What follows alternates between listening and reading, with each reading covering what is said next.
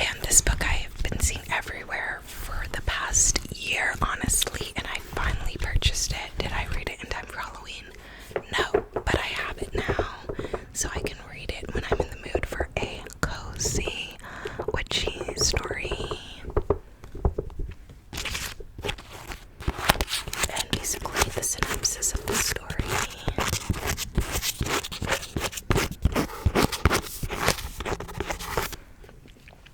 is there's this witch, and she's joking around and puts a hex on her ex when she's messing around, and then she sees her ex, like, I think like years later or something, and realizes that the hex was real and like came true, and that like all this terrible stuff is happening and not working out for her ex. So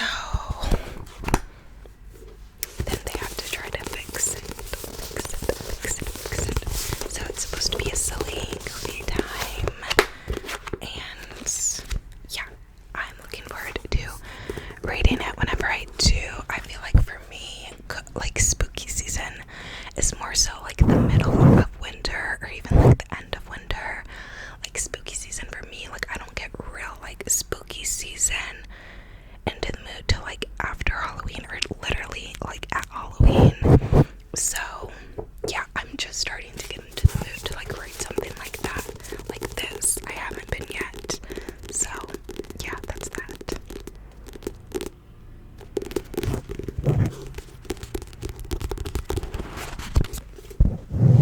And then in the same vein, I got Legends and Lattes. And this is another one of these books that, you know, I heard so much about last year and I never read. But it's like this spooky, cozy story where this, what is this, like an ogre or something? Where this creature wants to put away their life of like hard living, basically like being a supernatural beast. They want to put away that life and want to just open up a coffee shop. They really like coffee, and so they want to like put aside the previous like monstrous life and just chill and open a coffee shop, which is honestly the dream of so many people. Like, not gonna lie, I miss parts of my barista days when I was making coffee. Me and a couple of my girlfriends always say like, okay, the three of us, like, we should open a coffee shop together. So yeah, this is kind of just like again a silly goofy time. Apparently people say this is like the book to read to like dip your toe into cozy fantasy. So I'm looking forward to reading this. As the days get colder, the nights get longer, etc. My neighbors are showering, so you might be able to hear it through the walls. I always can hear a lot of things through the walls. But yeah, cozy time. Now this book I literally got on release day because I've been waiting for the sequel to come out for like a year. This was I think this was the second series I read in the new year, just getting back into reading, and that is A Curse for True Love by Stephanie Garber, the final book in the trilogy from the Once Upon a Broken Heart and the Ballad of Never After series. And this takes place in the same world as the Caraval trilogy, with a couple of the same characters and then a new cast of characters. So this book follows Jax, Evangeline, and Apollo from the previous two books, and we get POVs following all three of them. It is in third person POV, but we get POVs following all three of them. And yeah, I got it like release day, and I'm already this much through with it. I only have this much left, and it's only been out for a week. And yeah, I'm enjoying it. I can't wait to see how it ends. It's very mystical. Stephanie Garber's writing is very like mystical and just very lyrical, and so and she also throws in like so many plot twists. So yeah, I'm enjoying it. It's very, very, very whimsical. I do wish it was a little more of the characters together and a little less in their head with their whimsical thoughts, but I'm enjoying it. And yeah, I don't know, I'm enjoying it.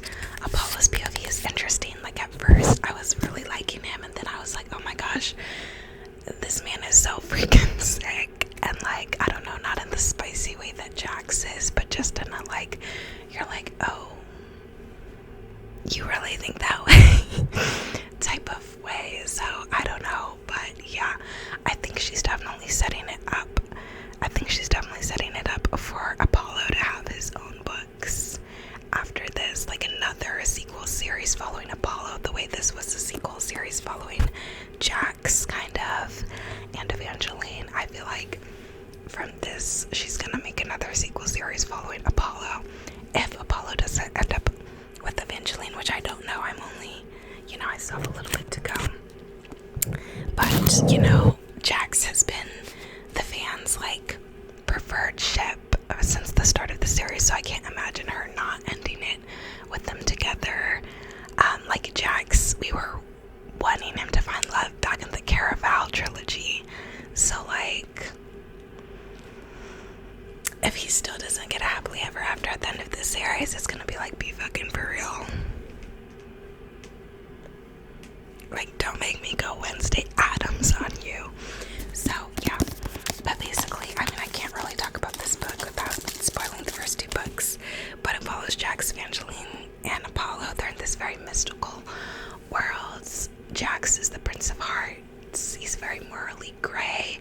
Evangeline made a deal with him, a bargain with him, to stop who she thought was her true love from marrying someone back in book 1. So then she was tied to Jax, and then they kind of got involved with each other. Then she gets involved with Apollo, and so this book is kind of the continuation of all of that. Jax is a fate, so he has like immortal like powers, and yeah, I have reading vlogs dedicated to the Caraval series, which he's in, so watch those. Maybe I'll link them down below. But yeah, Apollo also has like mystical powers, and Evangeline is just a girl, just like me.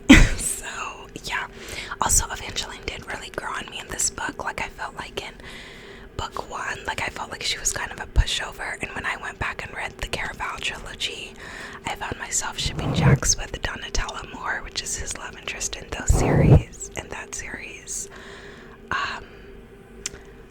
But now in this book, I feel like she has more of like a spunk to her, so I'm digging that. I'm liking that. So yeah, that's cool. So yeah.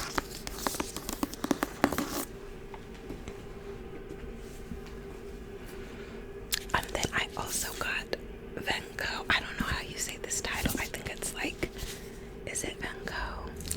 It's like Venco, but it's also Coven. Like, see, Venco, but then Coven.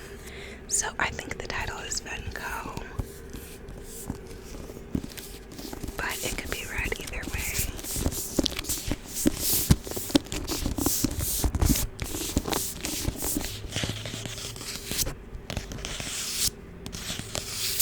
But this is another spooky season book, and I believe it's by a native author. And I didn't realize it was this thick. Maybe it's just the way the pages are. But let me read the excerpt because I don't really remember what this was about. I just saw it on a recommended books list. Okay, so Mrs. Millennial Lucky St. James is bored.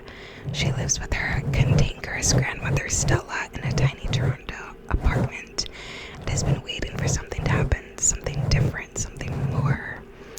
Then one night a strange and irresistible impulse seizes Lucky.